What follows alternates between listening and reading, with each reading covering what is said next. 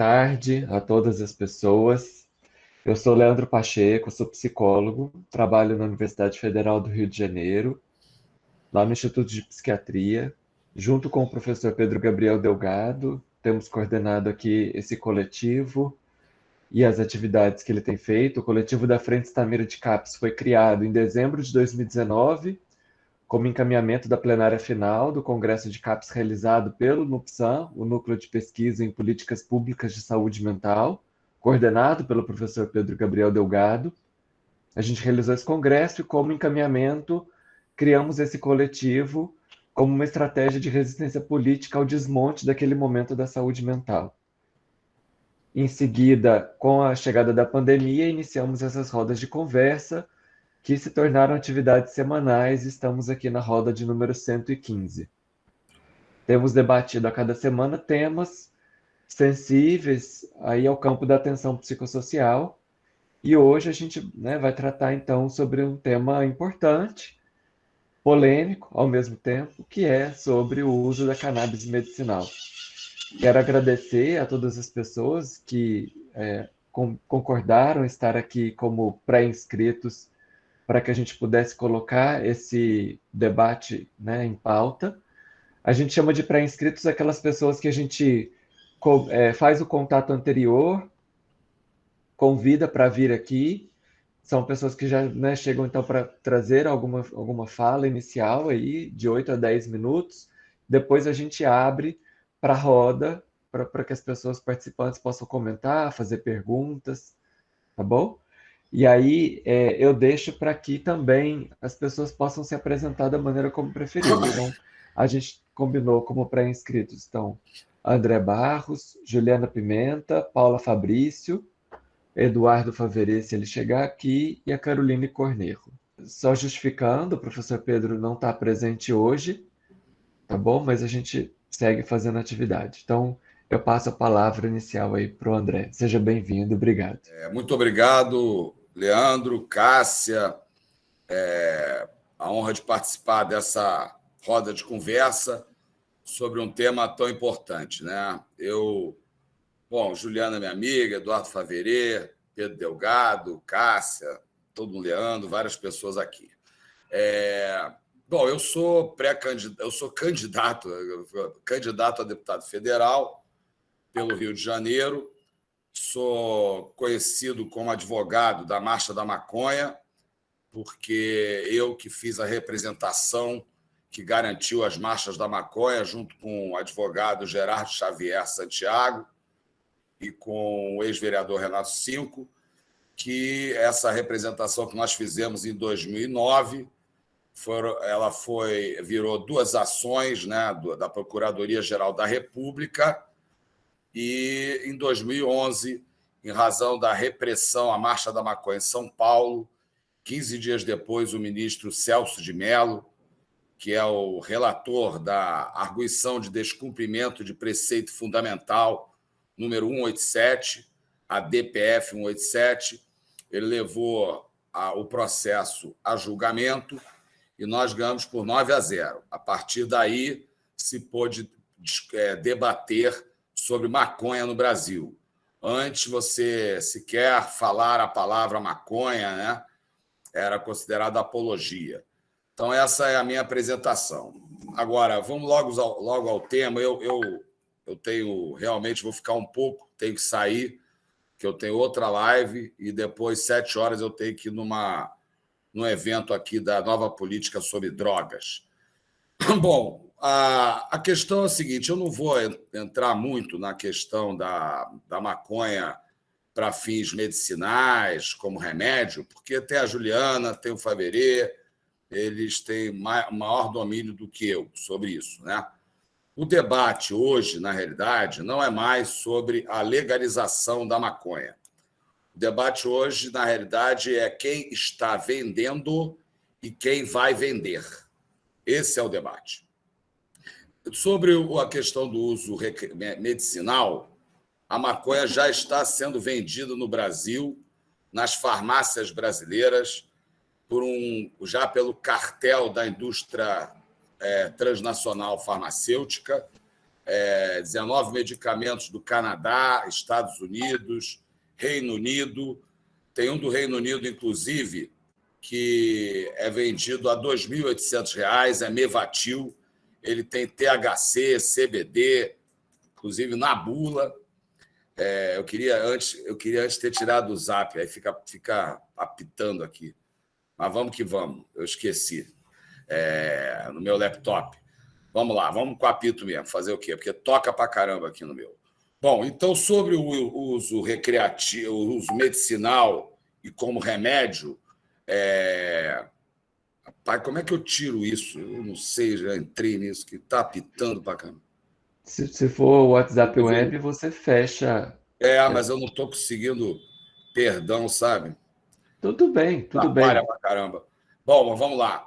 Mas a realidade é essa, é quem está vendendo e quem vai vender. Né? Sobre o medicamento, já está nas farmácias brasileiras, a pessoa pode, inclusive, importar os medicamentos, já está chegando no Brasil, inclusive, a flor, dentro de um invólucro de plástico, vendido pela Usamed. Enquanto isso, no Brasil, você não pode sequer plantar para pesquisar e estudar. Né? Apesar da gente ter, inclusive, o pioneiro, o doutor Carlini, em São Paulo, nós temos aí vários médicos, pesquisadores preparados. Temos o melhor lugar para plantar maconha no mundo, né? O Brasil, aqui tudo que se planta dá. Mas nós temos uma resolução da Anvisa, por exemplo, que diz o seguinte: para fins de fabricação e comercialização de produtos de cannabis em território nacional, a empresa deve importar o insumo farmacêutico na forma de granel, vegetal, produto industrial. Quer dizer, no Brasil, a empresa deve importar o insumo farmacêutico. Quer dizer, não existe nada mais colonizado do que isso, né? Porque aqui a gente pode, obviamente, plantar, fazer o insumo farmacêutico, né? Já temos associações no Brasil que estão em forma de associação, né? Cooperativa, já estão vendendo. O pessoal está chegando aqui, ó. Por favor, estou aqui numa live, numa reunião, né? Numa roda. Então, você hoje, as associações sabem fazer também, apesar do... Beleza, mestre. Apesar da Constituição dizer o seguinte: é plena a liberdade de associação para fins lícitos, desde que não seja de caráter paramilitar.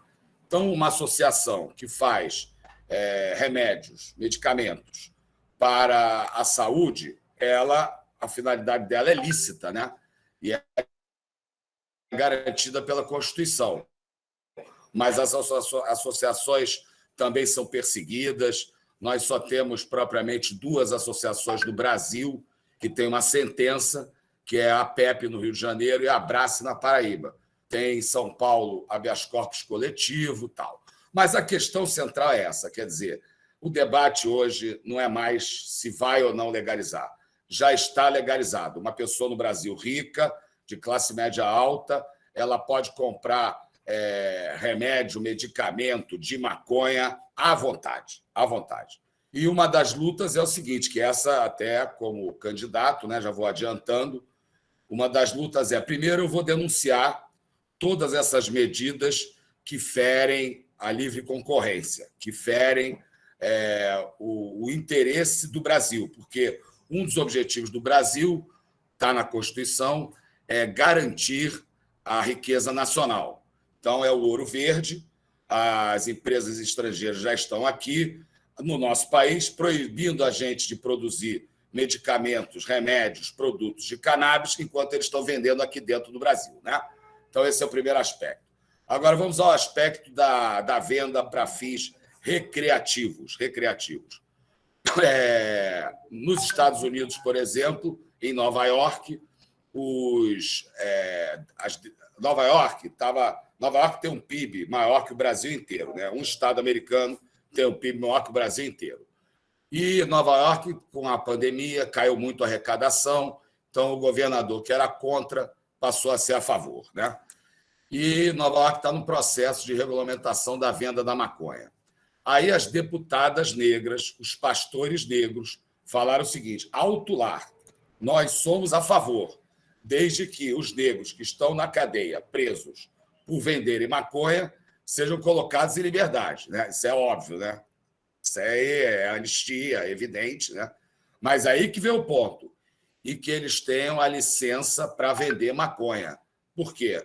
Porque a licença custa $500 mil e quem está vendendo maconha nos Estados Unidos é branco, rico e de classe média alta, né? Então, e também dando outro exemplo, na África do Sul é o seguinte: o presidente da África do Sul, que inclusive é do Congresso Nacional Africano, né? Que é o movimento que o Mandela é a pessoa mais conhecida, está no poder. E ele apresentou um projeto de industrialização da maconha para fins medicinais, recreativos e tudo mais, dizendo que iria garantir 123 mil empregos na África do Sul. Aí os plantadores tradicionais, que plantam maconha há gerações, negros, né? Em torno de 900 mil plantadores, pequenos plantadores, eles fizeram uma manifestação porque eles estão de fora dessa realidade. Estão de fora dessa realidade. Né? Os negros na África do Sul, os negros nos Estados Unidos. E aqui no Brasil, quando a gente fala de maconha, a gente tem que saber que o Brasil é um remédio, né? Agora todo mundo sabe que é remédio. Né? Traz o equilíbrio do sistema fisiológico, é homeostase. A Juliana vai falar muito melhor do que eu, o Faverê também. É remédio. Remédio, todo mundo já sabe disso. Né? Todo mundo já sabe disso. Isso ninguém esconde mais. Né? Então, é o seguinte, eu até me perdi, que eu fico tão louco com esse negócio. A questão é o seguinte: quem trouxe esse remédio para o Brasil? Quem? Os negros degredados da África, escravizados no Brasil. Eles é que trouxeram. Né? O primeiro lugar do mundo a penalizar a maconha foi o Rio de Janeiro. Foi a maior população negra escravizada do mundo. Né? E a lei é de 1830, parágrafo 7º da Lei de Posturas do Município de 1830. É a lei do pito do pango, porque a lei fala usar e vender o pito do pango. Pito do pango é maconha, era como se chamava maconha em 1830, no Rio de Janeiro. E também era a forma com que os negros escravizados fumavam maconha, em pequenos cachimbos de bambu e pequenas cuias de barro. Para quem vendesse, que era o dono do boticário, branco, era uma pena de multa. Para quem usasse o pito do pango, que eram escravos e outras pessoas, que eram os negros, em 1830, escravizados eram os negros, né?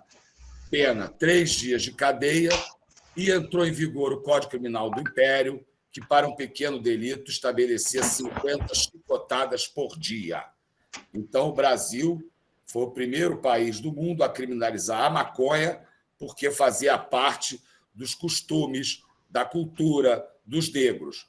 Porque, inclusive, a polícia no Brasil, quando ela foi criada de... Rápido, fala. Terminou. Não, só para te dizer, você ir concluindo, para a gente poder passar a palavra. Tá, então, só terminar. A polícia no Brasil foi criada dentro de um título no Código Criminal do Império, que era da polícia dos crimes da polícia de costumes. Então, a função da polícia era prender os negros. Né? Então, estou falando tudo isso pelo seguinte, que agora no Brasil, como eu falei, o debate, esse debate se vai legalizar ou não, é que nem quem acredita em Papai Noel. Já está legalizado. O debate hoje é quem está vendendo e quem vai vender. E no Brasil, no Rio de Janeiro, o debate tem que ser o seguinte: eu sou a favor da legalização da venda da maconha nas favelas. Primeiro tem que começar, se vai legalizar no Brasil, tem que começar pela legalização da venda da maconha nas favelas. E é um desaforo uma empresa do Reino Unido vendendo maconha na farmácia, do Canadá, Estados Unidos, com THC, CBD, e na favela a polícia entra metendo bala. Porque, só terminando, eles dizem que a maconha deles tem menos 0,0003, né? Cascata, na lei, é escrito tetraidrocannabinol. Não tem nada de tetraidrocannabinol 0003, 0007, 0001, é THC. Estão vendendo THC na farmácia e metendo bala na favela, que a perícia só responde positivo ou negativo para THC. A perícia não responde THC 003, não. É THC, positivo ou negativo. Prova material de um crime que condena aí milhares de pessoas a 10 anos de cadeia. 98% negros no Rio de Janeiro. 98%. Não precisa fazer nem pesquisa. Para na porta do presídio que tu vai ver quem entra e quem sai. É isso aí. Um abraço bem apertado. Muito obrigado. Obrigado, André, pela introdução. A introdução colocando, né, algumas questões aí sobre a legalização. Passo então para Juliana Pimenta. Gente, boa tarde. Primeiro, é um prazer enorme de estar aqui. É um orgulho ouvir o André. Acho que é isso mesmo. Acho que muito mais do que uma questão medicinal, uma questão política, particularmente no nosso país, né, que tem uma população majoritariamente negra, grande parte dela encarcerada por esse motivo, né? Essa famosa guerra às drogas é uma guerra aos negros, né? Muito mais do que às drogas. A gente sabe que é uma política falida, que não deu certo, já não deu certo em vários outros lugares, e a gente ainda sustentando isso como política no Brasil. A nossa ideia, minha, da Paula e do Eduardo, né, era um pouco exatamente isso, de rodar a palavra. A Paula fez a tese de mestrado dela nisso, então seria interessante que a Paula pudesse falar para a gente, e eu combinei com o Eduardo que a gente falaria particularmente da questão do uso na saúde mental. Mas eu acho que mais do que uma fala expositiva, a ideia é a gente falar brevemente por que a gente acha importante o uso da cannabis medicinal, né? E assim, em termos muito gerais, né, o que eu acho que é muito importante dizer é que a gente conhece o sistema endocannabinoide há muito pouco tempo, né? A gente tem cerca de 30 anos de descrição desse sistema. Todos nós temos um sistema que é chamado de sistema endocannabinoide, são receptores para os canabinoides que estão na cannabis, né? na maconha. Então, se a gente tem receptores para ligar com essa substância, é porque, de alguma maneira, é fisiológico no nosso organismo esse tipo de interação, né? Então, essa é a primeira, acho que é a primeira mensagem que eu acho importante da gente trazer, é que nós produzimos substâncias semelhantes àquela que contém na maconha, e essas substâncias, elas funcionam de uma maneira muito importante no nosso organismo, seja como anti-inflamatório, seja no mecanismo de dor, seja no mecanismo da ansiedade. Então, quando a gente... Eu acho que o Eduardo está me escrevendo aqui, espero que ele... Eu já mandei o link para ele, espero que ele entre.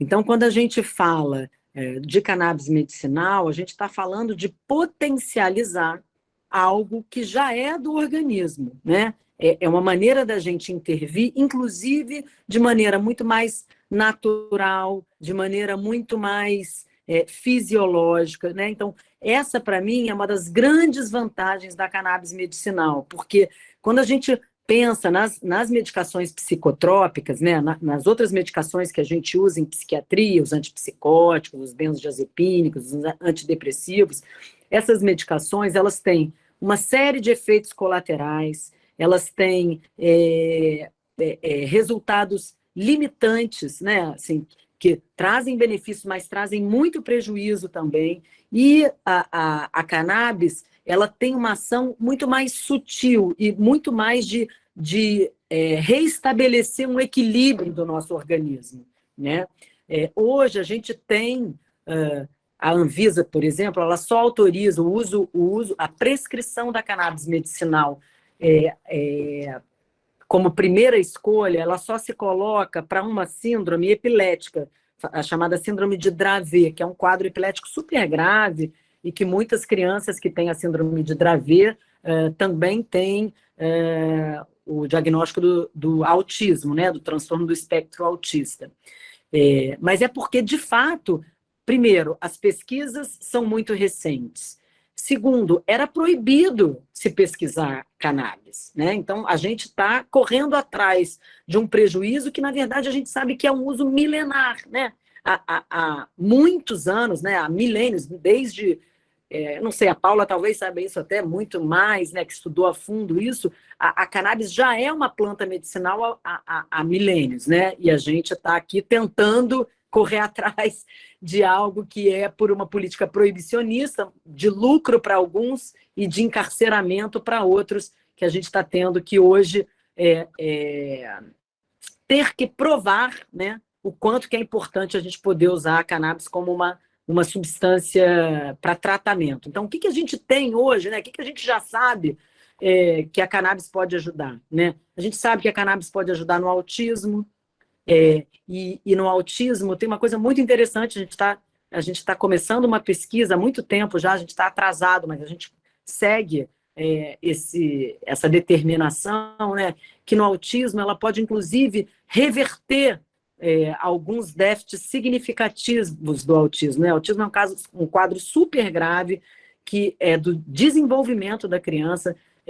Os adultos autistas têm enormes dificuldades, então, assim, isso é a gente já tem muitos trabalhos em Israel, no Canadá, que mostram o benefício absurdo que a cannabis pode trazer para o autismo, né? Na ansiedade, no Alzheimer, no Parkinson, Tourette, alguns casos de depressão, né? Na própria dependência química, em déficit de atenção. Então, assim, eu acho que o que é o mais importante da gente falar assim é que tem um mundo dentro da saúde mental que pode se beneficiar do uso da cannabis medicinal. Então, precisamos pesquisar, precisamos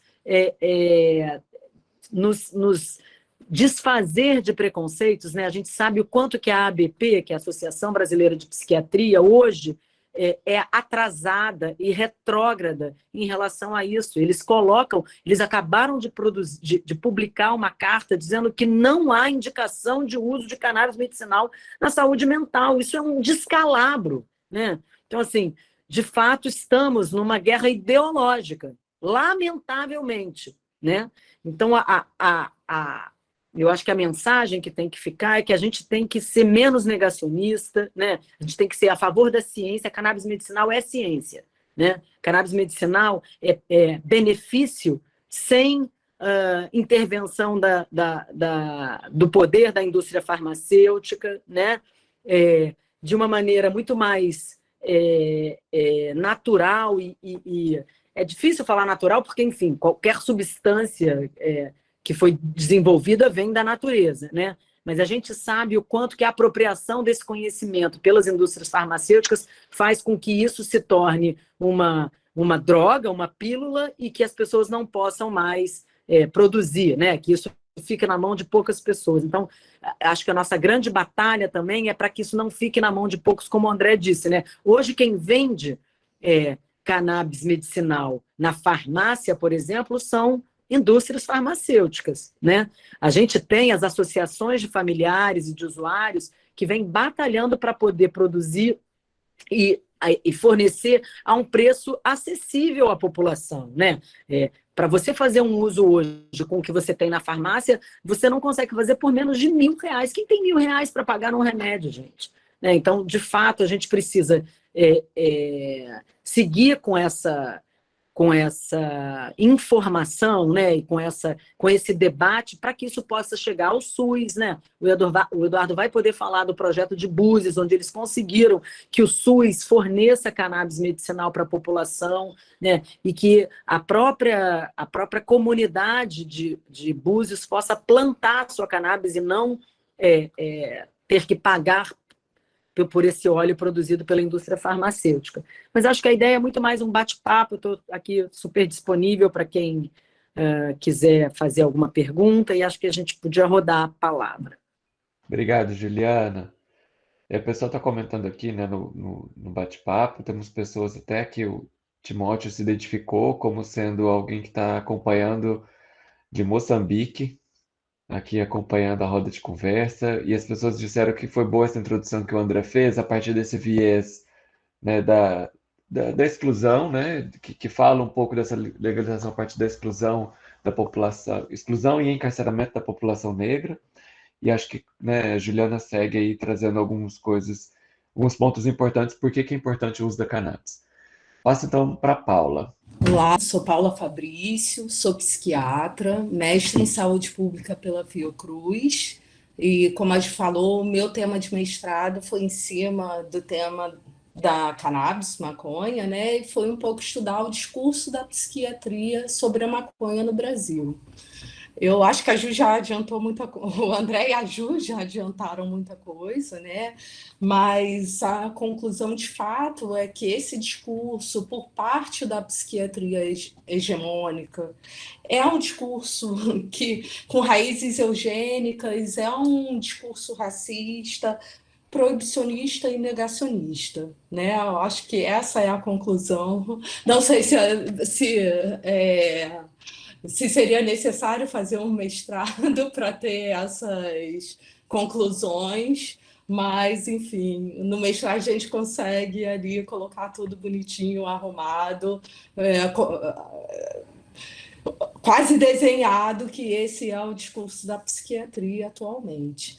Que nos preocupa, né? Quando parte do mundo está caminhando num outro sentido, quando a gente vê que os estudos estão sendo realizados, claro, todos sabemos que precisaremos de mais estudos, mas que vem mostrando aí, né, algum grau de evidência, e mais do que isso, a clínica tem nos mostrado graus de respostas muito interessantes, né?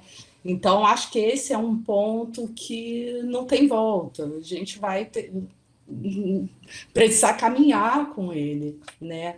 E quando a Ju me chamou para participar aqui, ela falou um bate-papo. Então, eu não preparei nada muito assim, mas uma questão que eu fico pensando, e que a Ju já falou também, o que preocupa é o acesso, né? A gente que está prescrevendo, é isso, a gente sabe que, no mínimo, 800 e poucos reais, né? Quando não chega a 1.000, mas são esses valores muito altos, né? E eu fiquei pensando nesse contexto da atenção psicossocial, principalmente no contexto SUS, né? Onde a gente tem uma ferramenta que é uma tecnologia de saúde e que a gente fica de mãos atadas, às vezes, para ter a oportunidade de melhorar o uso que as pessoas chegam fazendo, né? Como a Ju falou, tem todo o lado bom da substância, mas às vezes a gente tem que ajustar um uso, né? Porque às vezes as pessoas também não fazem o uso adequado. E eu fiquei pensando, como é que a gente ajusta nesse contexto para reverter, de repente, um uso abusivo, um uso inapropriado, para um uso que seja um uso terapêutico, né? Levando em consideração ali os fitocannabinoides que a gente vai fazer o uso. E aí eu acho que a gente cai, principalmente quando a gente pensa em SUS, na questão do acesso, né? Então, não conseguimos caminhar muito nesse sentido. A gente tem experiências maravilhosas, como a do Faverê, que vem desenvolvendo lá em Búzios, mas ainda é muito difícil na rede a gente conseguir fazer. Eu estou fora da rede, mas assim, acompanho alguns amigos que estão na rede e fazer um tipo de prescrição de um óleo que tenha uma boa qualidade, que a pessoa consiga manter, né, o tratamento dela. A Fiocruz, ela tinha conseguido permissão para produzir um óleo, que não é um óleo que a gente considere o melhor, que é com a tecnologia da Prat, né, que é um óleo isolado, mas até agora também não caminhamos muito nesse sentido, né? Então, eu fiquei com essa pergunta, assim, como reduzir o danos, né, dos usuários que a gente recebe? Eu não estou na rede, mas trabalhei muito tempo na rede. Como é que a gente adequa esse uso dentro do que a gente já conhece na prescrição, né? Na prática da prescrição de cannabis, né? Então, são as preocupações, são as questões que eu resolvi trazer aqui para a gente conversar também. Não vou me alongar muito, eu sei que é um pouquinho para cada um, justamente para a gente poder trocar, mas são as questões que eu estou trazendo e pensar como comunidade, né? Como é que a gente pensa acesso, o que a gente faz para melhorar o acesso, né? Como um direito de fazer o tratamento que, de fato, para algumas pessoas a gente vê um resultado muitíssimo interessante, né? Então, as questões aí que eu mais trouxe para a gente pensar do que coisas prontas, mas também estou aberta a questões e a gente continuar a nossa conversa. Obrigado, Paulo. Acho que é um pouco disso mesmo, a gente poder trazer questões, né, fazer a introdução ao tema aí. Acho que o André veio, Juliana, você, excelente. Um está complementando bastante o outro. Juliana, não sei se o Eduardo não chegou, então vou passar para a Caroline. Ele chegando, a gente passa para ele. Caroline, seja bem-vinda, obrigado. Obrigada. Bom, quero agradecer o convite da Cássia Carrison, minha colega, e agradecer essa oportunidade aqui de falar com pessoas, com colegas que eu respeito tanto, a Paula, a Juliana, o Eduardo Faveri, e todos vocês, claro. Então, a minha experiência com a cannabis, eu sou psiquiatra, né, atuo agora faz pouco tempo no Instituto de Psiquiatria também, sob PUB, também estou como supervisora dos residentes, e uma das minhas metas é levar mais o ensino da cannabis medicinal para os residentes, para a formação dos psiquiatras. É uma área do conhecimento que está sendo completamente passada em branco na formação dos psiquiatras e dos médicos, eu ouso dizer, e muitas vezes os pacientes chegam aqui aos nossos consultórios ou mesmo no SUS sabendo mais disso que os próprios médicos.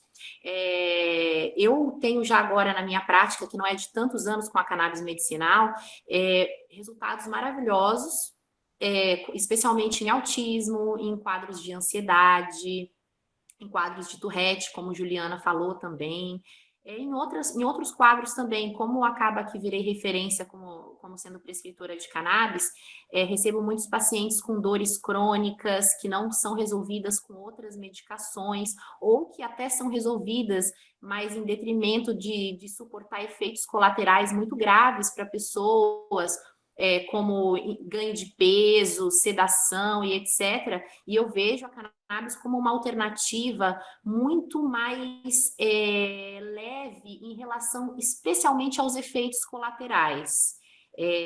Não só o canabidiol pode ser usado, como as minhas colegas já falaram, mas também composições que incluam canabigerol, THC. Não vejo, eu acho que a gente vai na prática adquirindo esse conhecimento e esse manejo de qual fitocannabinoide é mais interessante para cada um dos nossos pacientes.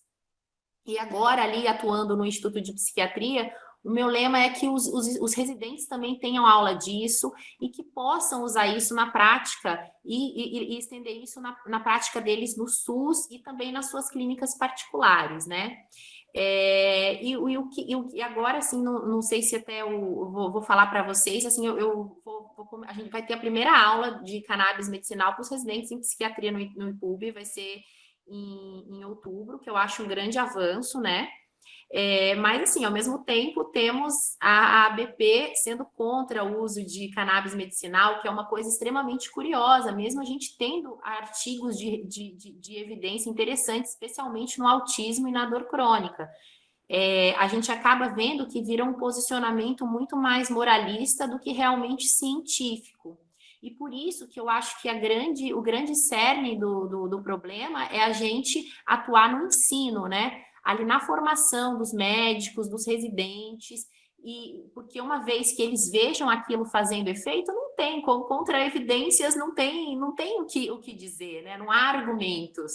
E esse que é a minha meta agora, trabalhando no Instituto.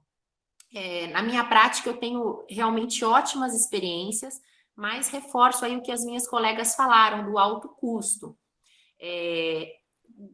Felizmente, a gente tem os olhos das associações, que também eu vejo como uma função social. Quando o paciente tem baixas condições financeiras, eles até, em alguns casos, não cobram anuidade, o que facilita o tratamento, né, dos pacientes com uma condição financeira mais apertada, mas está longe do que poderia ser, né, no Brasil, se o cultivo fosse mais regulamentado. Agora, eu também não bolei nenhuma apresentação específica e eu não quero ser repetitiva, falar o mesmo que os colegas já falaram. Mas, assim, no meu ponto de vista, na minha prática atual, o que eu posso dizer, cannabis medicinal tem ótimos resultados para crianças autistas com epilepsia, e nos adultos eu tenho visto muito bons resultados, pacientes ansiosos que têm efeitos especialmente sexuais com as medicações antidepressivas tradicionais. Tem ótimos efeitos em pacientes com toque também, que aí eu diria como um complemento dos antidepressivos em altas doses, numa sensação de bem-estar e de melhora adicional, tá? E assim, eu acho que o que falta agora é a gente publicar mais artigos, para que isso não tenha como ser refutado, porque muitas vezes a gente fala de cannabis no meio médico, é recebido até com um tom de deboche, né? O que para mim representa uma pura ignorância e falta de conhecimento. E conhecimento é o que a gente então tem que difundir para isso ser visto com seriedade. Fazendo um retrospecto, né? Assim, o André falou, né, sobre quem está vendendo e quem vai vender, a questão da legalização e a questão racial. A Juliana tocou em pontos importantes sobre o uso, né, a interação fisiológica, né, os amplos benefícios, se tratar de conhecimento e uso milenar, que é algo científico e que, infelizmente, tem a questão da acessibilidade por conta do valor. Né? A Paula já trouxe a questão do discurso da psiquiatria, eugenista, racista, negacionista e proibicionista, né? E que também coloca a questão do direito de acesso. E depois você trazendo, né, da alternativa a esse, como aos efeitos colaterais de outras drogas psiquiátricas, os ótimos resultados, a ampla gama de usos e a regulamentação do cultivo. A gente tem bastante coisa para discutir. Então a palavra fica aberta, pessoal, para a roda. Então, quem quiser falar, pode solicitar a palavra, levantar a mãozinha. Está aberto. Deve ter acontecido alguma coisa com o Eduardo que ele não entrou e eu acho que, enfim, fazemos sem ele. Uma pena, mas... Acho que a Caroline falou uma coisa muito importante, que é a questão da formação dos psiquiatras, né? Isso realmente é uma barreira que a gente precisa vencer. Quando você falou isso, eu me lembrei, Caroline, há muitos anos atrás, há pelo menos uns 10 anos atrás, uma amiga nossa teve um câncer de cérebro e eu pedi... tinha uns amigos meus na Inglaterra e eu pedi para um psiquiatra que eu conhecia lá para prescrever o Mevatil. A gente não tinha isso aqui no Brasil. E ele me escreveu, foi tudo por e-mail, ele me escreveu um e-mail tão grosseiro que eu falei, realmente é lamentável que tenham médicos que se prestem a esse tipo de interpretação. Como, o que ele está achando? Que eu quero prescrever maconha? Entendeu? Então, assim, de fato, a gente está numa área, né, de uma área cinza, onde o preconceito ele sobrepuja a ciência, ele sobrepuja o conhecimento, ele sobrepuja o bem-estar dos pacientes, né? Isso é muito preocupante, né? Por isso que eu acho que essa é uma área de militância, né? Porque não dá para a gente ficar só na área do conhecimento médico, a gente precisa militar nessa área, que são tão graves as consequências do proibicionismo e da guerra às drogas, né? Que ela sobrepuja a nossa função social como médico apenas, né? Era isso que eu queria complementar. Eu acho isso muito, muito importante, mas eu acho que a semente já tá plantada e está brotando. Vira e mexe, eu recebo pessoas no meu consultório que nunca imaginaram usar cannabis, pessoas extremamente conservadoras, que depois viram ultradefensores e saem propagando isso, falando isso melhorou meu filho, melhorou a saúde da minha mãe, é um remédio bom, como é que pode ser proibido? Isso é remédio. Então, eu acho que é o começo, né? Isso daqui a uns anos eu tenho certeza que vai estar diferente. gente? Só para complementar também, a gente está falando da formação psiquiátrica, mas eu acho que a formação tem que estar na graduação, né? Um sistema fisiológico, né? Então, a primeira faculdade que teve um curso, que era uma matéria de extensão, foi a Federal da Paraíba, em 2019, né? Eu não sei hoje como estão funcionando as outras universidades, mas eu acho que é mais do que a formação psiquiátrica, né? Até porque é uma substância que a ação não é exclusivamente psiquiátrica, né? Existem outras indicações para o uso da substância. Então, eu fico com essa questão também. Tem que estar na formação, tem que estar na graduação. É um sistema super complexo, novo, né? Relativamente novo. E se a gente pegar o sistema endocannabinoide, foi descoberto ali no fim dos anos 90, né? Mas já teve evolução. Então, isso tem que estar na graduação, né? Eu acho que é o primeiro passo para superar estigma, é que as pessoas vejam que existe um sistema fisiológico, existe uma interação dessa planta com o sistema que a gente tem, o sistema endocannabinoide, né? Então, eu acho fundamental pensar além, né? Pensar nessa formação mesmo desde a graduação. Atualmente, eu nem consigo imaginar que isso não seja conversado e aprendido na graduação. Só vou passar então aqui para as pessoas que pediram, né, a palavra. Primeiro foi a Daniele. Daniele, passo para você. Oi, boa tarde, meu povo. Eu não vou ligar a câmera aqui, eu estou aqui lavando louça e assistindo a reunião. Então tá tudo muito feio por aqui. Eu sou estudante de saúde pública da ENSP, sou terapeuta integrativa, atuei em muitos CAPs Brasil adentro, né? Pude ver as mazelas aí que os medicamentos, os fármacos psiquiátricos causam na vida das pessoas, né, nessa vida medicalizada, controlada, né, nessa manifestação da vida que é a dor, mas controlada por um medicamento que causa muitos outros problemas. E fui usuária de maconha na adolescência, e aí durante a pandemia entrei em uma depressão profunda e fui usuária do óleo produzido pela Associação Flor da Vida, que muito me ajudou, muito mais do que o alprazolam. O que eu gostaria de pensar junto aí com vocês é essa medicação que já está na farmácia, né? Essa plantinha que já está manipulada nas farmácias, aí, manipulada pelos grandes laboratórios. E se existe, é uma pergunta, né? Já que é uma medicação muito custosa e prescrita por um psiquiatra, acho que é só o psiquiatra que pode prescrever, me tirem essa dúvida, se vocês souberem, se ela entra aí no rol das medicações de alto custo, que se de alguma maneira pode ser financiada aí pela saúde pública, uma vez que ela seja garantida, que ela garanta o bem viver, né, o bem-estar, a saúde e o desenvolvimento do sujeito que precisa dessa medicação. Eu também fui aluna do curso do Padre Ticão, né, do finado Padre Ticão, pelo Movrecan e a Unifesp, né, lá em São Paulo.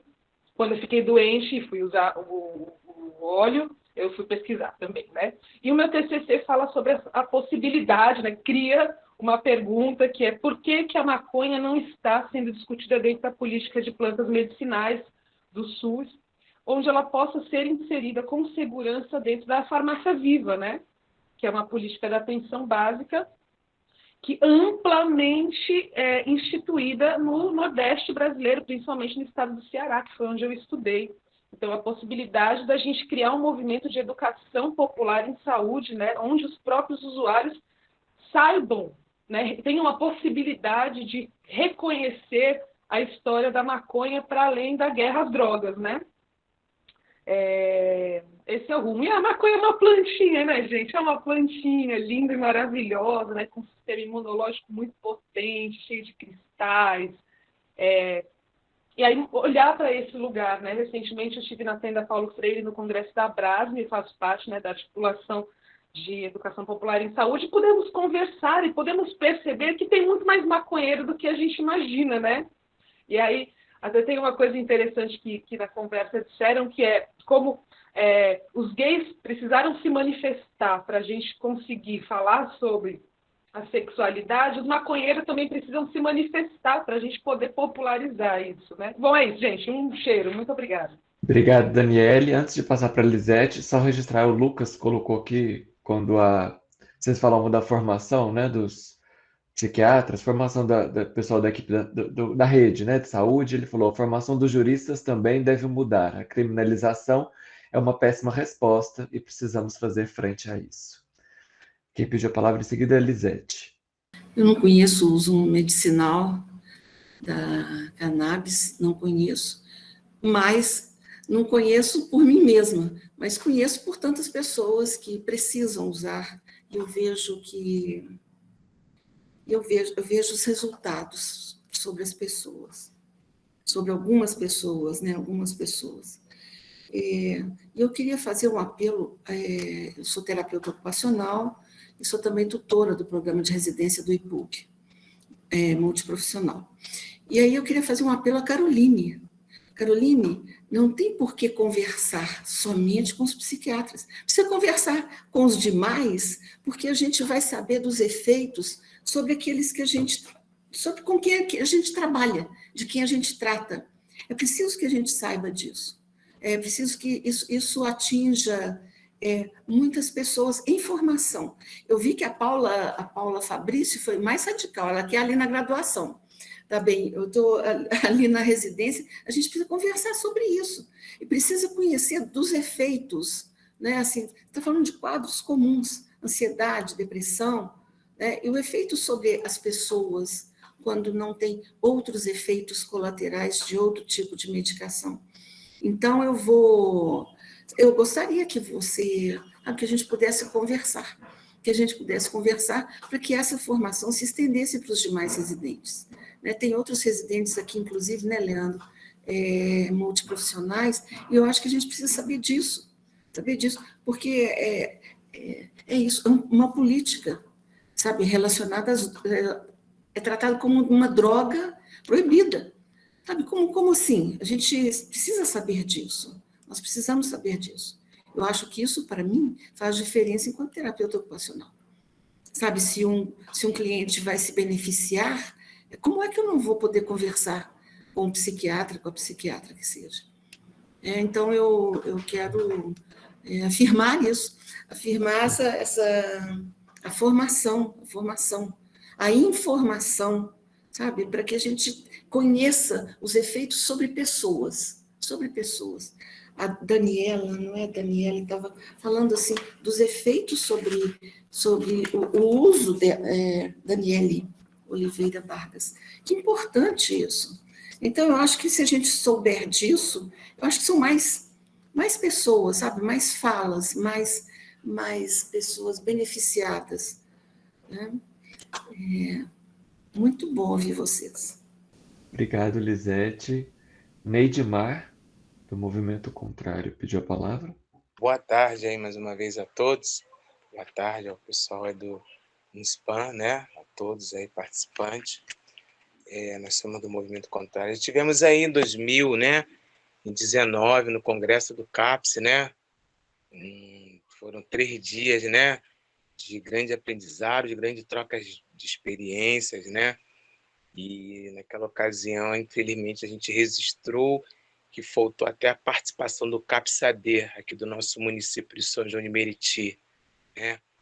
E de lá para cá muita coisa não mudou, não, né? Aqui no nosso município. Hoje a gente também tem aí um fórum social permanente, né? Onde a gente trabalha, conforme eu disse aqui, a nossa amiga Lisete, com informação, orientação. O projeto Movimento Contrário, ele apoia, atende e acolhe familiares, né? De dependentes químicos, né, pessoas em uso, né, abusivo de álcool e drogas, tudo filantropicamente, através de rodas de conversas, grupos de apoio, né, seminários que nós convidamos profissionais, que nós realizamos. Sou um missionário, também sou um adicto, né, fui usuário de cocaína durante 30 anos, me tratei nas unidades do CAPS, né? E foi por conta de ver as necessidades, as informações, que fomos tomando direcionamento de estar acompanhando tudo isso, né? Depois de 5 anos limpo, a gente faz esse trabalho, a gente está sempre buscando estar aprendendo e participando para aqueles que participam no projeto. Então, aqui a minha observação de aprendizado nessa tarde, desde já, é que para a doutora Juliana Pimenta, né, doutora Juliana, né, que ela fez todos fizeram uma observação, e aqui me chama muita atenção sobre que ela fez uma abordagem sobre os receptores canabinoides, né, que seriam questões, né, fisiológicas. E aí eu perguntaria assim, em relação à dependência química, que eu sou portador da dependência química, né, quais seriam, né, os benefícios, né, que o canabinoide, né, trariam, né, em relação aos usos dos psicotrópicos, porque eu usei também, né, fui medicado com psicotrópico durante 1 ano e meio, eu até pedi que suspendesse naquela ocasião os remédios, porque os efeitos eram danosos, né, a amitriptilina, carbamazepina, né, entre outros. Então, assim, tem os estudos, né, e tem, assim, já alguns resultados dentro dos CAPS, eu digo na esfera pública, né? Já tem alguns resultados positivos do uso, né, do canabinoide em relação aos medicamentos, né, que são os psicotrópicos, que geralmente são usados, né, no processo de desintoxicação e no tratamento ministrado pela equipe multidisciplinar. É a minha primeira pergunta, tá? Se tem algum retorno já desses resultados dentro da esfera do CAPS-AD, tá bom? E a minha segunda, que eu pego aqui a fala da Lisete, tá bom, Lisete, né? Achei pertinente conversar com toda a equipe, né, multidisciplinar, e também com toda a área intersetorial, porque a doença mental, né, ela envolve, né, como disse aquela saudosa e linda portaria 10.126, se não me falha a memória, ela é intersetorial, a dependência química, né? Então, conversar com todos os setores, né, tanto da equipe multidisciplinar como da sociedade, né, em relação aos efeitos colaterais, não é isso? Que se contrapõem aos efeitos colaterais dos medicamentos. São a minha primeira pergunta, e deixo aqui também a sugestão, e faço também as palavras da Lisete, que converse com toda a equipe, porque quanto mais informação, orientação, né, desmistifica-se, né, essa questão tão profunda, tá bom? A todos nós, de toda a equipe aqui do projeto, uma boa tarde aí por essa roda de debate aí, show de glória, tá bom? Obrigado. Obrigado, Neidmar. A Juliana, ela saiu, entrou, não sei se ela está com dificuldade lá, mas talvez Paula possa nos ajudar. A gente tem a pergunta, né? Às vezes na roda de conversa a gente tem mais perguntas do que possibilidade de respostas. Também a proposta de um debate é esse, né? Colocar perguntas. Daniele perguntou, né? Quem pode prescrever, e a questão sobre o financiamento, e a pergunta que a Raquel colocou no bate-papo complementa, né? A Raquel coloca, minha pergunta é semelhante à da Daniele. Se é possível entrar na justiça pleiteando que a saúde do município pague essa medicação. Depois a Raquel perguntou se ela gostaria de saber se há estudos relacionando o uso da medicação com a melhora no quadro da melancolia, então da medicação entende, né, do canabidiol, todo o uso da maconha terapêutico, se a pessoa usa para, entre aspas, ficar relax, já é o uso medicinal. A questão é cuidar para que não chegue nas crianças e adolescentes. Eduardo Faverê entrou, quero registrar a presença dele, agradecer. Assim que você também puder falar, dar o seu depoimento, a gente está aqui para te ouvir. Seguindo então a lista, temos o Germano. Olá, boa noite. Eu sou o Germano, sou residente em psiquiatria do IPUB, sou residente do 1º ano. Dentro dessa questão, eu sou novo, né? Inclusive, fiquei muito feliz em saber que tem a Caroline aqui, que é a minha supervisora de segunda-feira, juntamente com o Pedro Gabriel e com a Juliana Pimenta, né? Eu tive mais dúvidas em relação a não a prescrição, não a forma de uso, mas em relação ao acesso a esses óleos dessas associações, porque muitas das vezes a gente não consegue prescrever por custo mesmo, né, para esses pacientes. Como seria, assim, uma forma legal de fazer com que esse acesso chegue a esses pacientes? Porque eu sei que tem que ter algumas licitações, algumas ordens judiciais, e queria saber se vocês sabem informar mais sobre isso. Obrigado, Germano. Juliana Temponi. O meu ponto aqui, que eu vou trazer agora, é um ponto... na verdade, são 2 pontos que são relacionados à questão política, né? O André, no primeiro momento da fala dele, ele disse que hoje a discussão está em torno de quem vende e quem venderá. Eu acho que isso é um ponto que traz aí a questão capitalista, que é bem importante, né? Eu acho que a gente precisa defender politicamente a inserção da cannabis como fitoterápico nas farmácias vivas para distribuição no SUS, né, da cannabis. E, aliás, antes disso, a gente tem que defender a implementação das farmácias vivas, né? Mas quando implementadas, que a cannabis possa ser um dos fitoterápicos distribuídos, né? E principalmente aí um sonho utópico é ver as mães jardineiras nesse processo também de trabalho, né, da cannabis. E o outro ponto que eu trago é que assim, a gente precisa tomar muito cuidado com a apropriação da indústria farmacêutica aliada à classe médica, sim, né? Porque é ela que ainda centraliza a questão do saber, né? Infelizmente, ainda hoje.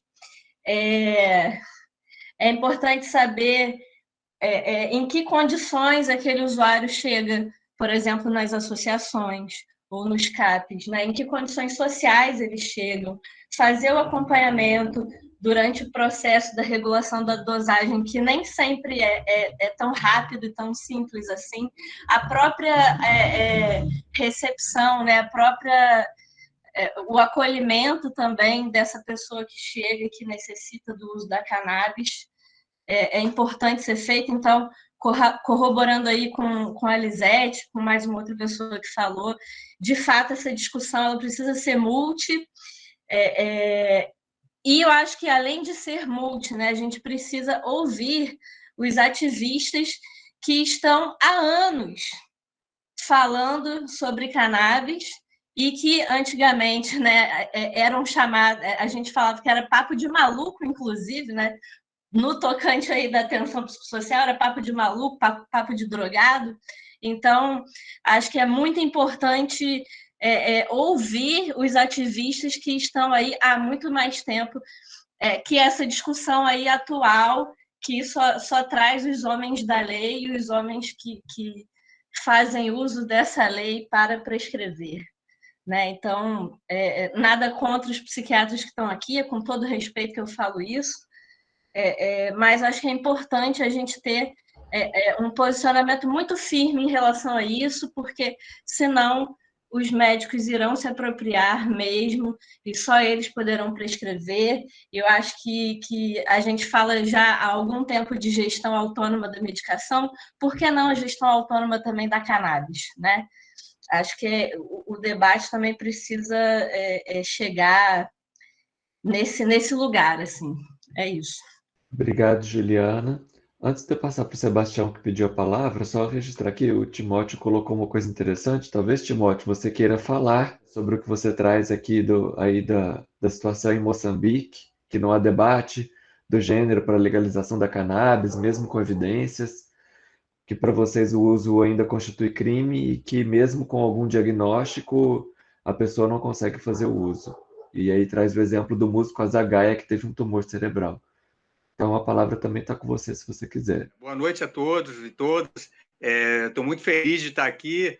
Agradecer a Cássia, que foi quem fez o convite. Agradecer a todos vocês aí da Frente Tamira. Eu tenho acompanhado, assim, quietinho, escondidinho, né? Como diz o mineiro. Muitos debates interessantíssimos. Esse horário é um horário difícil de entrar, mas estou muito feliz. Hoje consegui ajeitar a agenda, abrir mão, né, por escolha de outras coisas.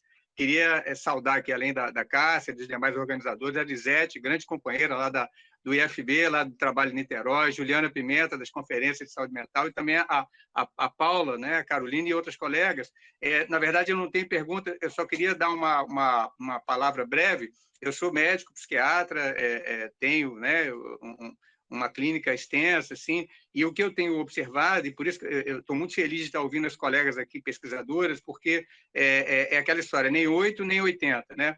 Eu tenho, é óbvio, né, que esse estudo merece aprofundamento, é óbvio que a gente tem que deixar cair por terra a questão de preconceitos e de atavismos, né? E esse domínio da indústria farmacêutica, mas, por outro lado, o que eu vejo também com meus pacientes são muitos, assim, caindo no canto da sereia desses laboratórios, né, que estão importando e que fazem um verdadeiro assédio, quer com os pacientes, quer com os psiquiatras, dizendo que a cannabis, na verdade, serve para mal-olhados, espinhela caída, olho grande. Então, eu acho assim, uma das coisas mais importantes que eu ouvi, dentre tantas outras, né, a questão legal e tudo, é a questão da pesquisação, da gente poder pesquisar. Eu sinto falta nesse trabalho multidisciplinar também dos farmacêuticos se posicionando, né, para além de todos os outros, né, da atenção psicossocial e multiprofissionais, porque eu vejo muito paciente sendo frustrado, porque rapidamente passa para um uso, abre mão de qualquer outro tipo de tratamento, inclusive técnicas de relaxamento e tudo, entendendo que a cannabis e seus derivados vão ser uma panaceia, e ficam muito frustrados. Então, eu acho que a gente tem que ter esse refinamento clínico, e para isso é necessário pesquisar, para isso é necessário, sim, que os novos médicos, os residentes, que os residentes de outras áreas estejam atentos para que cada uma, né, eu estou vendo aqui muita gente perguntando, melancolia, autismo, etc. A gente sabe que essas entidades clínicas já é assim com os fármacos que a gente conhece, que dirá com o medicamento que a gente tem muita esperança que vai trazer maiores benefícios. Então, eu acho que a gente tem que ter esse cuidado para esse refinamento clínico. E eu fico feliz de ver pessoas como a Carolina e a Paula, que são pesquisadores, e muito mais outros que cheguem para dar luz a esses que não são pesquisadores. Eu sou só um psiquiatra clínico de consultório, mas eu estou muito ávido de querer ouvir mais. E a literatura que eu tenho tido acesso, sobretudo via esses laboratórios de grande porte que estão importando, é muito solta, sabe, é muito vaga, e eu acho que acaba prometendo uma melhora, uma recuperação que frustra aos médicos e aos pacientes. Então, eu acho que a gente tem que levar muito a sério esse aprimoramento clínico para ver dose, para ver qual é o subproduto que a gente vai usar, mas eu acho que é um caminho promissor, e essa roda aqui, e com os comentários, já mostra para a gente como é que a gente vai ter muita coisa boa pela frente. Eu estou muito animado nessa perspectiva dessa ferramenta terapêutica muito mais ampla do que a gente conhece. Muito obrigado, viu? Obrigado, Sebastião. Eu agradeço, assim, pela sua colocação, porque eu acho que a questão da formação, né, tá aparecendo aí todas as falas falando da formação, mas eu acho que não só a formação, né, da graduação, da pós-graduação e tal, mas acho que eu colocaria a formação permanente, né? Eu acho que a gente poder colocar isso nos serviços tem a ver também com a gente poder tratar o espaço, e aí falando de CAPS, né, assim, como espaço de formação, assim, e é uma das nossas próximos temas aí, é o CAPS como espaço de formação, não só de formação de estagiário, residente, mas também de formação dos profissionais que lá estão no cotidiano. Yolanda? Eu estou aqui no meio da central, aqui chegando para buscar meu filho. Eu vou tentar ser rápida. Eu, infelizmente, não consegui ver a preleção dos companheiros que falaram, né, dos convidados, mas já me inteirei do assunto. Meu filho fez uso de risperidona e carbamazepina dos 7 aos 10 anos. E só nesse período ele teve muito malefício. Porque enquanto eu pude, eu mantinha só na homeopatia. A médica dele, que é maravilhosa, aceitava. A gente fazia esse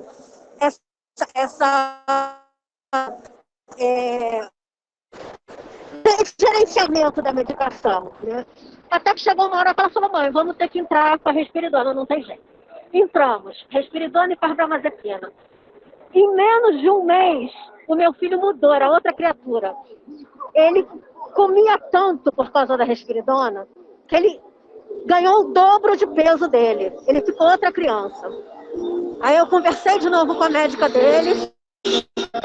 Ela diminuiu a dosagem. Eu fiz uma mudança na alimentação dele. Ele voltou ao normal. Mas a ansiedade não passou de jeito nenhum. E ele tomava, além da risperidona e a carbamazepina, melatonina e para acabar com o bruxismo. Quando ele fez 10 anos, ele virou para médico e disse, não quero mais tomar risperidona nem carbamazepina, porque me fazem infeliz. Uma criança autista de 10 anos virou para mim, estou infeliz, não quero mais tomar remédio. E aí, a neuro dele, que é também prescritora, tem várias pós-graduações em relação a cannabis, chegou e falou para mim: mãe, o que você acha da cannabis? Eu falei: agora mesmo, doutora. Só foi ontem. Meu filho começou a tomar, eu me associei à PEP e acredito que apenas através das associações nós temos um medicamento efetivo. Por que eu digo isso? Porque na mesma época que meu filho começou a tomar o canabidiol da PEP, a minha cunhada deu para a mãe dela, que tem Parkinson, tem Alzheimer, o medicamento da Praxidona Dut. Meu filho, em 1 mês, 2 meses, já tinha resultado. Meu filho nunca copiou a matéria do quadro. Hoje ele copia. Meu filho não dormia sem melatonina. Ele dorme lépido e faceiro toda noite. Não tem mais bruxismo. A ansiedade melhorou. O foco dele está melhorando aos pouquinhos. Eu só vejo melhoria e avanço com o canabidiol. Hoje ele não toma mais nada, não tem mais risperidona, não tem mais carbamazepina, mas ele toma um óleo, entendeu? Verdadeiro, essencial, com todos os terpenos que precisa, tá ali. Nós temos dentro da nossa cabeça receptores endocannabinoides para receber esses elementos, essas substâncias e fazer as ligações que a gente precisa fazer. Sabe, eu acho que a gente precisa, os profissionais que estão aqui, o Germano que perguntou, a PEP faz cursos todos os anos de formação de médicos prescritores, sabe? Todas as associações têm essa preocupação de formar e informar pais e profissionais de saúde. Agora mesmo, esse mês, começou a inscrição do curso de canabidiol da Unifesp, que é maravilhoso, eu fiz, é um curso maravilhoso, sabe, é pelo YouTube, dá para acompanhar. Se você não tiver inscrito, pode assistir pelo YouTube. Clica na Unifesp, se inscreve na Unifesp e assiste todos os cursos. Inclusive, você pode assistir desde o curso da primeira aula lá atrás, com o Padre Ticão, entendeu? Então, assim, não falta formação sobre canabidiol. O que falta é muita desmistificação. Falta desmistificação, falta quebra de paradigma, falta derrubar os preconceitos, sabe? As coisas que a gente tem como muito verdadeiras dentro da gente, entendeu? E começar a abrir nossos horizontes para entender que não interessa qual é o tipo de uso. Como disse a Daniela, uso recreativo também é terapêutico, porque aquela pessoa escolheu, em vez de tomar uma anfetamina, um ansiolítico, uma porcaria dessa, essa sopa de letrinha que eles enfiam na goela da gente abaixo, entendeu? E decidiu tomar uma erva, entendeu? Para poder se reestruturar. O que a gente quer na atenção psicossocial? É o recovery. O recovery pode ser através, sim, de uma erva, sabe? Que é natural. Essa medicação que é vendida pelas farmacêuticas, a gente não sabe o que vem dentro. A gente não sabe. Porque existem os terpenos sintéticos. Existem. A gente não sabe o que esse povo está botando nessas porcarias desses remédios. Um remédio que custa R$2.000. E não faz efeito. Não fez efeito para a mãe da minha cunhada. Ela começou a tomar na mesma época que meu filho. O remédio da Praxidona Dut não fez a menor diferença. Ela se decepcionou e não quer mais ouvir falar de canabidiol. Sabe? Então, o que a gente precisa é de informação, mas informação correta. Façam as formações. Tem um monte de formação aí. Participem dos congressos. Ouçam as pessoas que estão nessa luta há muito mais tempo até do que eu. Sabe? E agora, sim, fazendo um parêntese bem rapidinho para finalizar minha fala, a gente tem aqui em Búzios, na Clínica Escola, já é implementado o receituário e a liberação do canabidiol pelo SUS.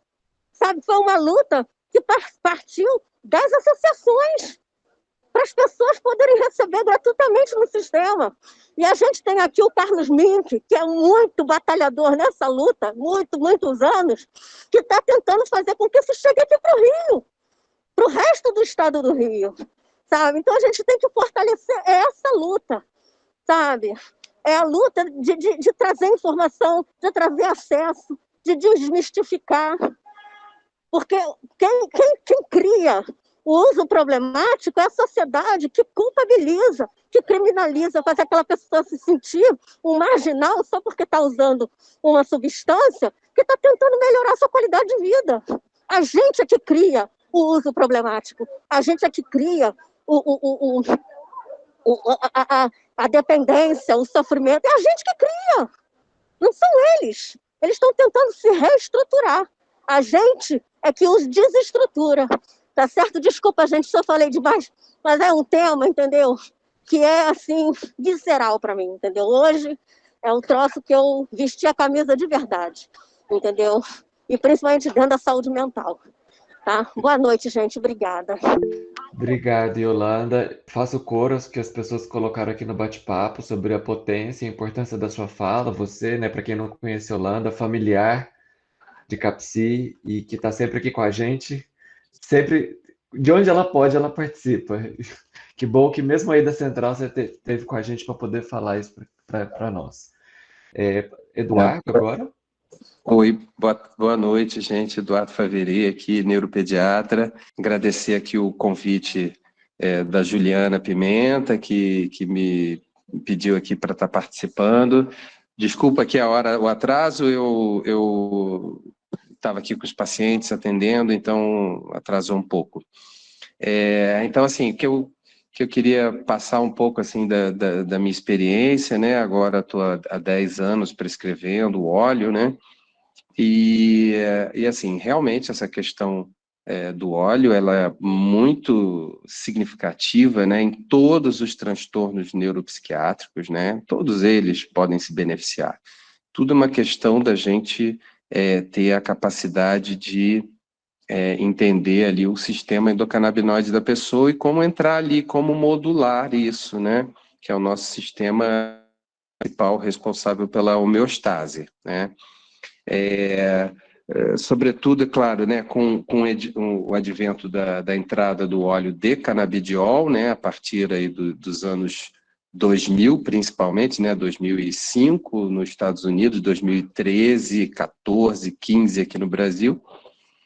Quer dizer, 13 entrou ilegalmente, né, contrabandeado, e 2015, aí vem 2014, a primeira resolução da Anvisa. Então, mas realmente isso, a possibilidade de você combinar canabidiol com o THC, né, veio trazer assim uma potência, uma versatilidade terapêutica muito grande. Canabidiol aí com essas propriedades assim em doses menores, em propriedades ansiolíticas, em doses mais elevadas, propriedades antipsicóticas, né, sem os efeitos adversos, né, que a gente vê nos neurolépticos. Então, assim, sendo que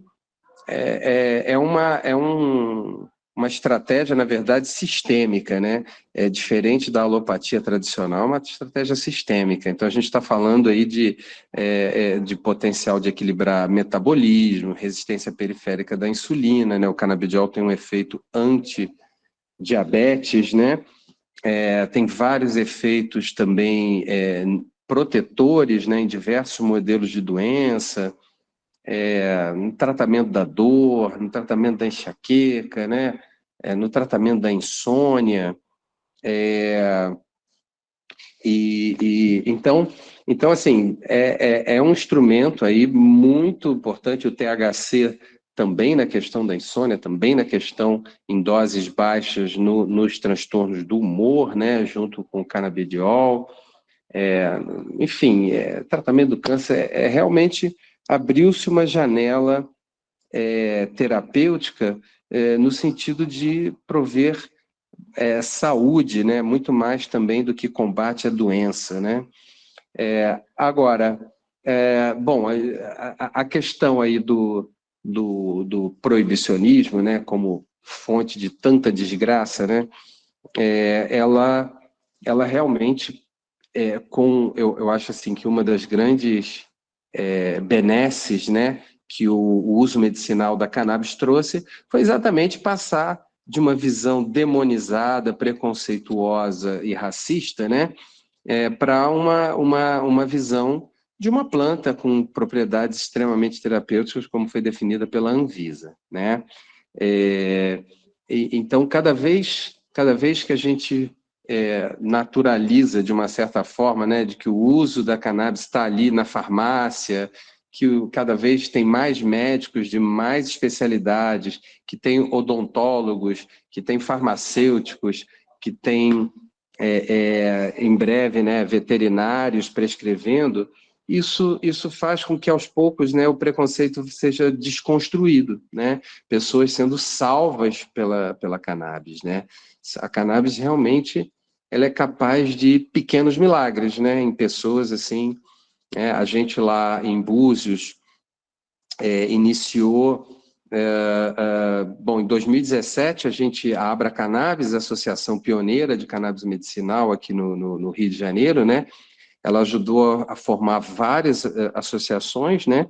Entre elas a própria PEP, que hoje em dia é uma grande produtora, né? Uma associação de acesso, entre elas a Cultive, que também hoje em dia já tem autorização de cultivar. A própria Abrace, né? Lá na Paraíba, ela se constituiu com o apoio da Rede Reforma, que naquela época não existia, na verdade eram advogados da Abra Cannabis, né?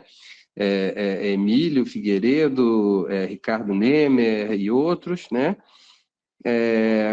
E a Abra Cannabis também, fomos até Búzios, né? Lá iniciou a formação da associação lá de Búzios, depois várias conferências de saúde mental, e por ser uma cidade menor, uma cidade também com, enfim, muita gente de fora, né? Ou seja, muita circulação, né, de informação, de pessoas, etc. E também por ter uma tradição do uso social da cannabis desde a década de 60, né?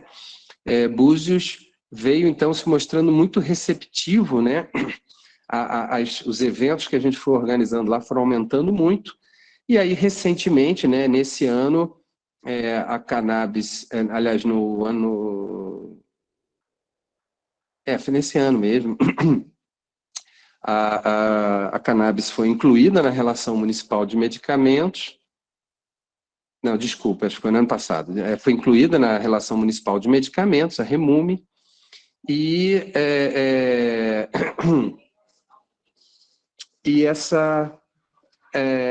a partir daí surgindo a compra, né, a licitação para a compra do óleo, inicialmente para atender perfeito, Juliana, eu vi aqui a sua pergunta. Montou-se uma casa, etc., etc., mas o interessante é que a gente buscou lá, né, fazer também a gente trouxe a associação nas últimas conferências de saúde mental, a Abra Rio, que conseguiu autorização para o cultivo recentemente, né? E a Abra Rio começou uma atitude solidária de fornecer óleo lá para as crianças com autismo, né? Que não tinham como pagar o óleo, e vem se firmando uma parceria com a prefeitura no sentido da associação cultivar em terra da prefeitura. Isso não está fechado ainda, né? Já existe a terra lá destinada, estão sendo feitos estudos de custo, etc., mas, a princípio, a prefeitura vai fornecer a infraestrutura e a Abra Rio vai fornecer o know-how, as pessoas para estar ali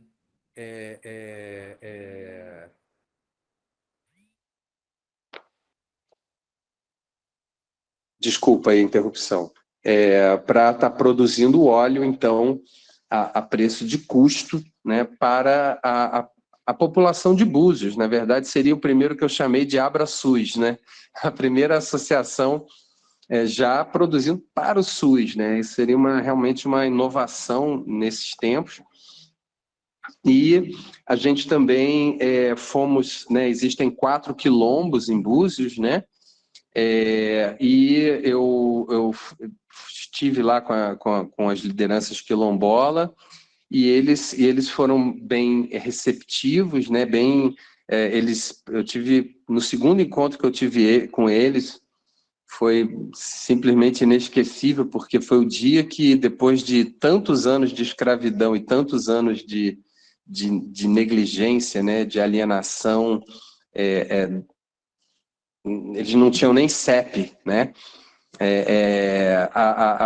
Os quilombolas tiveram direito à posse definitiva da terra, e eu cheguei nesse segundo dia de conversa com eles, foi exatamente esse dia que estava tendo a comemoração, uma coisa linda, um ritual. Fomos lá, fui com ele nas terras, depois fomos no Centro Cultural Quilombola, e ao final lá dos festejos, da feijoada, tivemos uma conversa, e eles ficaram assim encantados com a ideia de ter um jardim botânico medicinal, ter além da cannabis, ter uma farmácia viva, né? um horto medicinal.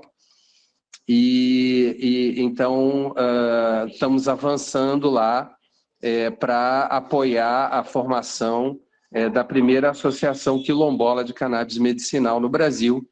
E a ideia é que isso seja tudo com luz solar, energia solar, energia eólica, com poços artesianos, né? Ou seja, um custo muito barato, né? Que a população também vão haver oficinas de fazer o seu próprio desodorante, o seu próprio pasta de dente, o seu próprio shampoo. Então, e também vai haver um centro de tradições quilombola, e vai haver também... bom, esse nome fui eu que dei, né? Não sei se vai ser esse nome, mas o Museu da História que a História Não Conta de Búzios, né? Porque quem vai a Búzios acha que Búzios é uma cidade de brancos ricos, argentinos, um balneário internacional, e também mas na verdade tem uma população significativamente maior que carece de serviços de saúde, de especialistas, de um acesso a várias coisas, né? E com 4 quilombos, uma história muito rica lá de resistência. E aí eu pensei nesse centro da história que a história não conta, né? Obviamente a referência ao Samba da Mangueira, da Marielle, Maria Marins e Malês, que é contar a história dos índios, dos povos originários ali, dos quilombolas, e ali, na verdade, também iria ter um centro, né? Uma grande oca, né? Que eu já brinquei de oca voadora, porque eu acho que vai ter um papel semelhante ao circo voador teve na década de 80 lá no Arpoador, né? Ou seja, na verdade, essa grande oca seria um centro de terapias com a medicina da floresta, dos índios, né? Os índios, índios runicuins, índios que já vêm aqui ao Brasil trazer essa medicina, mas também a sabedoria, a medicina quilombola, né? Os saberes ali ancestrais, e também um centro de cultura, né? Ou seja, teria teatro, cinema, capoeira, dança, yoga, etc. Valeu, Daniele. A gente está aí, exatamente, uma ideia essa mesmo, a ideia da coletividade. Eu fiquei muito feliz quando cheguei lá, cara, e vi que era uma família mesmo quilombola, uma coletividade linda lá, sabe, muito astral, com muita tradição. Então, eu acredito que projetos como esse possam recontar essa história e, ao mesmo tempo... Tchau, Juliana, um beijo grande, querida. Porque a gente vai ter um quilombo com um projeto totalmente aí transformador, né? Com energia limpa, com cultura, com tudo que esse projeto pode agregar. E aí depois vai vir, esse é o quilombo de Baía Formosa, depois vem os quilombos da Rasa, e se tudo der certo, e vai dar, né? Isso se passar para os outros quilombos do Brasil, e a outra coisa que a gente tem que fazer, que é o trabalho, né, nas comunidades, que é fazer trabalho na Maré, fazer o trabalho ali na comunidade ali de Jacarepaguá, nessas comunidades, começar a gente já vinha falando sobre isso, né? que é a possibilidade, então, de começar a fazer os cursos das associações nas comunidades, a gente ajudar a ter as associações. Então, o primeiro passo é isso, é ter discussão, é ter conversa, é pessoas aprenderem, começar a ter um espaço público ali de cultivo, porque qualquer um que for pego com cannabis em casa, numa comunidade, vai ser taxado de traficante, né? Então, começar, eu sei que vai ser uma tarefa dura, né? Dura, arriscada, mas eu acho que talvez esse trabalho, iniciando aí pelos quilombos, num lugar que é bem tranquilo, como Búzios, possa servir de inspiração para esse trabalho nas comunidades, que eu acho muito necessário que seja feito. Eu acredito muito também que com a entrada do Lula e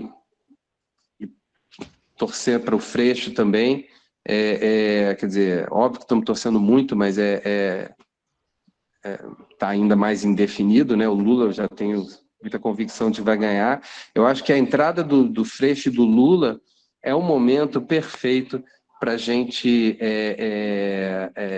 implantar mesmo uma agenda de entrada, né, nas comunidades com esses projetos. E eu acho que esse projeto também, eu vim falando com o Orlando Zacconi, que é um policial, né, antifascista e tal, e o Zacconi, eu falei, Zacconi, a gente tem que ir nas delegacias, a gente tem que ir nos quartéis falar sobre isso. Não adianta a gente falar só para quem gosta, né? A gente tem que falar para quem comete a violência, a gente tem que falar para os pastores evangélicos. Eu tenho vários pastores evangélicos que hoje em dia querem cultivar, né? Eles tiveram seus filhos curados com epilepsia, com autismo, e hoje em dia eles dão palestra falando de cannabis medicinal, pessoas que antes estavam nas comunidades falando que maconha mata. Então, eu acho que assim, a gente tem que ir nessas lideranças policiais e religiosas para realmente conseguir transformar. Desculpa, eu encerro minha fala aqui e agradeço aí a atenção de vocês e peço desculpa pelo atraso. Obrigado, Eduardo. Importantíssimo a gente poder te ouvir. Como a Sueli colocou, né, as nossas rodas são assim mesmo, a gente não conclui os temas, temos sempre muita coisa para conversar e sempre fica uma ponta para uma outra conversa. O Orlando, inclusive, só para comentar, ele já esteve uma vez aqui conosco, o Orlando Zacconi, foi muito bom a presença dele aqui conversando com a gente. A gente tem aqui P. Boscardin, eu não sei se eu estou falando correto, que pediu a palavra. Depois, se Paula Fabrício quiser a palavra, eu vou falar para ela depois voltar para aí ela, né, fazer as considerações finais. A gente caminha para o final e a gente tem o costume de encerrar agora, né, sempre com uma música. Então, pessoal, é P. Boscardin? Eu não sei. Obrigado. Isso, Pedro Boscardin. Boa noite a todos, muito prazer. Eu sou psicólogo, falo aqui de Curitiba, trabalho na Secretaria Estadual de Saúde do Paraná. Sou residente técnico lá, né? Enfim, na verdade, eu só queria fazer um comentário bem rápido de uma coisa bem interessante que eu vi que a Juliana Temponi colocou ali no bate-papo e que eu achei bem interessante e eu tenho algum conhecimento no assunto, eu só queria comentar. Vai ser um comentário rápido porque não cabe tanto assim no tema, mas vale a pena mencionar. Ela mandou o link de um post no Instagram a respeito de outros usos da cannabis além do medicinal. E, bom, eu, antes de ser psicólogo, eu fui técnico em meio ambiente por muito tempo, né?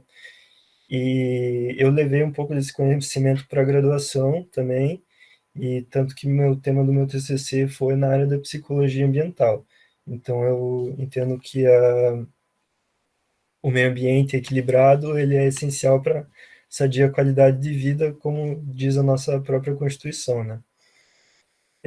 Bom, o uso da cannabis industrial, a luta pelo uso da cannabis industrial, ela está bem junta também do uso da cannabis medicinal, né? Isso casa um pouco também com aquilo que o André Barros falou logo no início da palestra, da roda de conversa,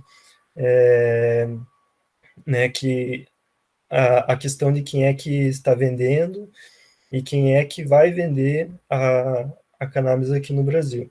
Porque da mesma forma que acontece com a cannabis medicinal, a cannabis industrial também é algo que é importado na sua maior parte, na grande maior parte, e quem traz para o Brasil a fibra do cânhamo são grandes empresas. Então, meu comentário basicamente era só esse, de que é uma luta bem combinada, assim, que a gente tem que estar junto nessa caminhada. É isso aí. Um abraço a todos. Obrigado, Pedro. Paula, quer falar alguma coisa para a gente caminhar para o encerramento? Eu tinha anotado aqui algumas questões, vou passar rapidinho, né? O Eduardo está aí, pode me ajudar também. Então, uma das questões era quem podia prescrever. Eu acho que o Eduardo já pôde responder um pouco sobre isso, né? Isso vem amplificando. A gente tem uma divergência, o CFM diz que psiquiatras, neurocirurgiões e neurologistas, mas a Anvisa, qualquer médico pode prescrever, né? E o Eduardo já falou, né? Agora os dentistas estão podendo prescrever também. A única consideração que eu queria fazer, que eu acho que a gente precisa ter cuidado também, é que precisam ser pessoas também que, de forma... Primeira coisa, vou fazer um parêntese aqui. Eu sou a favor de todos os usos, que todos os usos sejam liberados. Mas uma observação que eu queria fazer, quando a gente está falando do uso medicinal, a gente que prescreve, a gente entra com uma responsabilidade por isso também, né? Então, eu já tive, por exemplo, pacientes que fizeram um aumento de enzimas hepáticas, um paciente, claro que isso é muito pouco dentro do universo que a gente vem prescrevendo, mas eu tive um paciente, por exemplo, que fez uma pancreatite. Então, assim, só para a gente também não banalizar tanto a prescrição da substância, né? Acho que dá para amplificar, mas pessoas também que vão poder se responsabilizar caso aconteça algum efeito adverso. É claro que a gente vê muito menos efeitos adversos do que as medicações da alopatia tradicional, né? Geralmente são os relatos que a gente tem dos pacientes, mas eu chamo atenção para isso também, só para a gente não banalizar tanto, né? Alguns efeitos adversos podem acontecer e a gente precisa, de alguma forma, controlá-los, né? Sobre a questão do rol de medicação de alto custo, não entrou. É possível judicializar, sim, mas, por exemplo, por LME, essas coisas não a substância não é possível solicitar dessa forma. Quando eu falo da graduação, né, porque é um sistema de sinalização que atua. Ninguém melhor que o Eduardo, né? Eu aprendi isso com o Eduardo lá no início, né?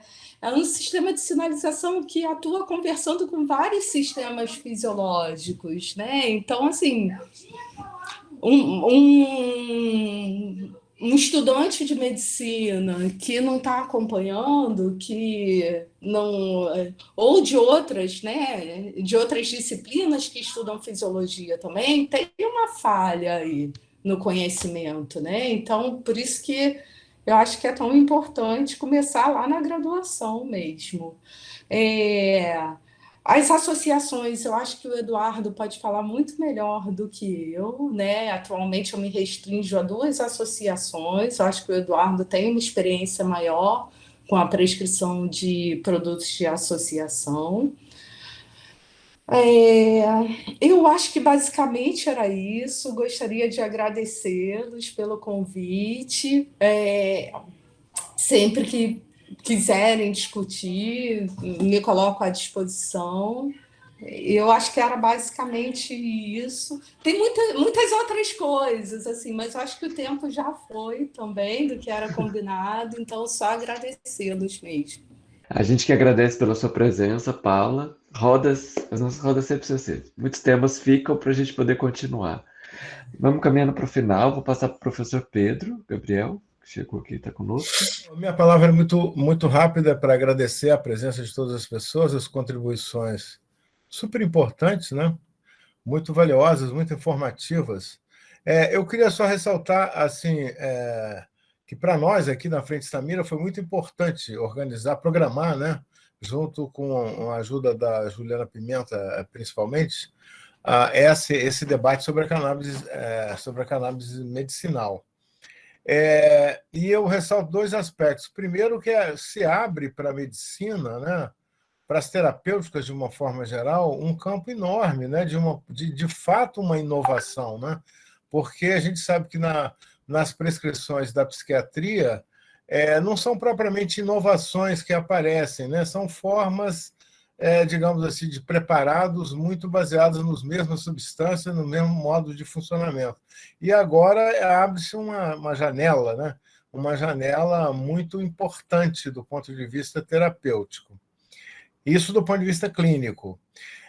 Segundo, que eu sempre penso nessa questão, e que o Eduardo Faveret falou isso também, é que o debate da cannabis medicinal aqui no Brasil ele começou lá por 2007, 2008, assim, com um debate aparecendo na universidade, aparecendo, por exemplo, lá na Unifesp, aparecendo junto ao Ministério da Saúde e à Anvisa. E ajudou, e depois, como o Eduardo falou, a regulamentação só veio alguns anos depois, 2014. Mas foi extremamente importante o debate da cannabis medicinal para discutir o proibicionismo, para discutir a política sobre drogas, né? De certa maneira, abriu uma possibilidade entre aquelas pessoas que eram mais duras em relação à questão do proibicionismo, para terem uma compreensão diferente sobre a questão dessas substâncias, especialmente da maconha. E isso abre a possibilidade, realmente, de um caminho de mudança do estatuto jurídico da droga em direção ao fim do proibicionismo. Então, tem essa contribuição, que é super importante, além da contribuição terapêutica, uma contribuição para o debate do fim do proibicionismo aqui no Brasil, e eu estou de acordo que tem que mudar a política mesmo, como foi mencionado. A gente precisando, se conseguirmos mudar o quadro político de uma forma geral, abre-se uma oportunidade de discutir o estatuto legal das drogas e acabar com a questão do proibicionismo que traz tantos males aqui para todas as pessoas, né? Muito, muito importante a roda. Leandro, volto para você. Obrigado, Pedro. Então, para a gente poder encerrar, passo para a Cássia. A gente tem agora uma música que a gente escolhe, né, nos nossos encontros, para homenagear a todos vocês que passaram por aqui hoje com tanta sabedoria e informação. A gente tinha escolhido uma do Arnaldo Antunes, recente, que fala muito de resistência, mas aí acho que foi a Vitória que indicou essa Supernova da Ludmilla. Então, é um ritmo bem dançante, bem atual, e que fala dessa realidade, mas também fazendo uma denúncia. Tá bom? Vamos ouvir, então. Obrigada a todos. Tchau, pessoal. Um grande abraço.